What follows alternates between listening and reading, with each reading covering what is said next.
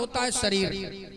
देखिए शब्द में ही अर्थ, संस्कृत एक ऐसी विलक्षण भाषा है, इसलिए सारे भाषाओं की जननी है कि उसका अर्थ उसी में समाहित होता है, कहीं अलग से अर्थ लेने की जरूरत नहीं है।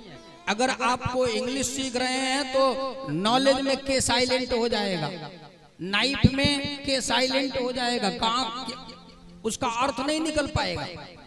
अगर पूरी तरीके से वर्ड आप पढ़ें और जानकारी न हो, रट्टू तोता न बने हो, तो उसका अर्थ नहीं निकाल सकते।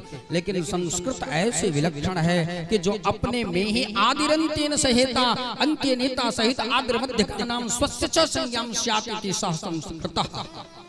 संस्कृत का अर्थ एक होता है संस्कार युक्त, जो विधिवत ऋषियों ने परिमार्जित करके रखा हो। यहाँ भूतल से लेकर के अतल वितल सुतल तलातल रसातल महातल पाताल भूर भुव स्व महाजना तप सत्य आदि 14 भुवन में जो व्याप्त हो, दिवी अंतरिक्ष जल आदि सब में जो व्याप्त हो, जिसका एक ही स्वरूप हो, कभी बदलता न हो, जो एक ही स्वरूप में परिनिष्ठित रहता हो, वही तो संस्कृत है।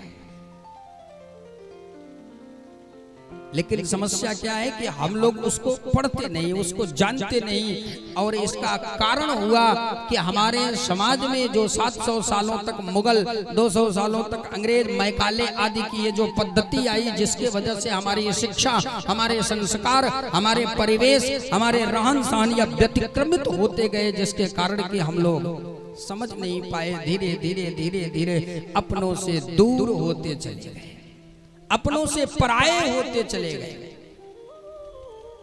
और परिणाम निकल करके क्या आया? आज से ज्यादा दिन पहले की बात मैं नहीं कर रहा हूं, 30 साल 20 साल पहले तक। और कोई कोई परिवार में अभी भी आप देखे होंगे, अगर 4 भाई 2 भाई 5 भाई हैं तो वो एक में जीवन बिता लेते थे। लेकिन जैसे जैसे हम मॉडर्न शिक्षा की तरफ आगे